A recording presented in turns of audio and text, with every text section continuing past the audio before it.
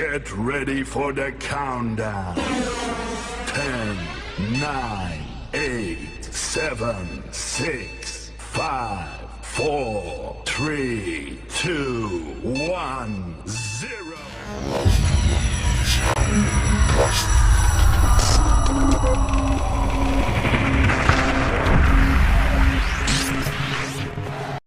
Assalamualaikum warahmatullahi wabarakatuh.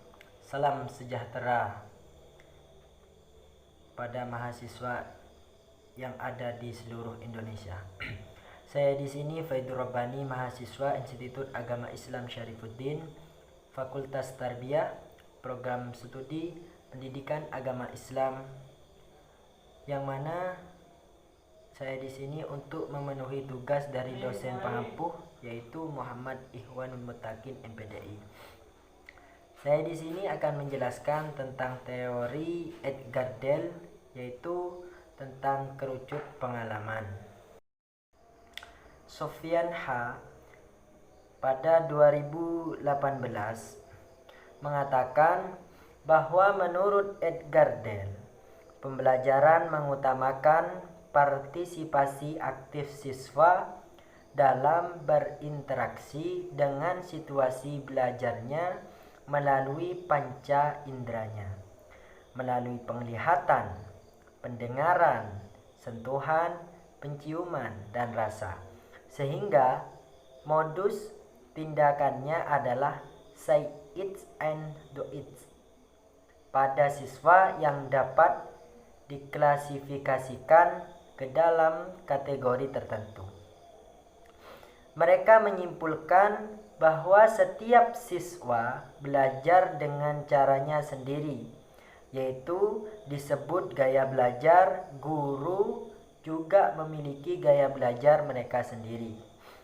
Deporter, Randon, and Noor 2014 123 membagi gaya belajar individu berdasarkan jenis tampilan informasi yang diberikan pada anak didik menjadi 3 kategori, yaitu yang pertama yaitu gaya belajar visual. Gaya belajar visual adalah gaya belajar di mana seorang belajar paling baik ketika ia melihat gambar-gambar yang sedang dikerjakannya.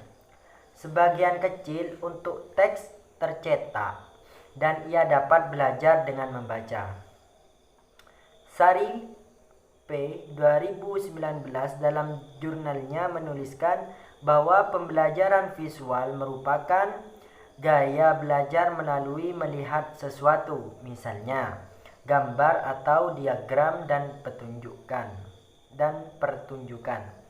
demonstrasi atau menonton video. Artinya, pertama-tama bukti spesifik harus disajikan agar siswa dapat memahami. Selain itu, siswa memiliki kepekaan yang kuat terhadap warna. Selain memiliki pemahaman penuh tentang masalah artistik, hanya saja mereka sering mengalami kesulitan dalam berdialog, yaitu dalam berdialog secara langsung, karena mereka bereaksi berlebihan terhadap suara, kesulitan mengikuti nasihat, dan sering salah mengucapkan kata-kata. Menurut Linda Campbell et al. 2006, gaya belajar visual atau penglihatan, yaitu gaya belajar di mana seorang belajar paling baik ketika ia melihat gambar-gambar yang dipelajarinya, yang sebagian kecilnya didasarkan pada teks tercetak dan dapat dipelajarinya dengan membaca. Anak dengan gaya belajar visual cenderung memiliki kecerdasan visual yang baik atau lebih dominan dari yang lain. Kecerdasan visual mencakup kumpulan keterampilan yang saling terkait, termasuk perbedaan visual, pengenalan visual, proyeksi, gambar mental, penalaran spasial, manipulasi gambar atau gambar eksternal yang sebagian atau semuanya dapat diekspresikan. Gaya belajar visual dibagi menjadi dua jenis, yaitu gaya belajar visual eksternal, yaitu gaya belajar yang menggunakan bahan atau media informasi yang berada di luar tubuh kita. Media tersebut harus berupa media yang kita lihat, yaitu buku atau majalah, bagan diagram, peta pikiran, komputer, poster, diagram alur, menunjukkan warna yang dianggap penting, model atau peralatan. Gaya belajar visual internal, yaitu gaya belajar yang menggunakan imajinasi sebagai sumber informasi. Menggunakan imajinasi dalam proses belajar sama baiknya dengan menggunakan sumber lain di luar tubuh. Yang kedua yaitu gaya belajar auditorial. Qadriyah 2019 menyatakan bahwa secara umum orang auditori belajar melalui pendengarannya dan cenderung mandiri. Mereka juga banyak menggunakan kecerdasan interpersonal. Ciri-ciri dari tipe gaya belajar auditori ini benar-benar mendengarkan sebagai alat utama untuk mencerna informasi atau pengetahuan. Itu berarti kita harus mendengarkan, baru kemudian kita dapat mengingat dan memahami informasi. Menurut Haryanto 2019, ciri pertama orang dengan gaya belajar ini adalah semua informasi hanya dapat diserap dengan mendengarkan. Yang kedua, mengalami kesulitan menyerap informasi dalam bentuk tulisan secara langsung. Yang ketiga, mengalami kesulitan menulis atau membaca.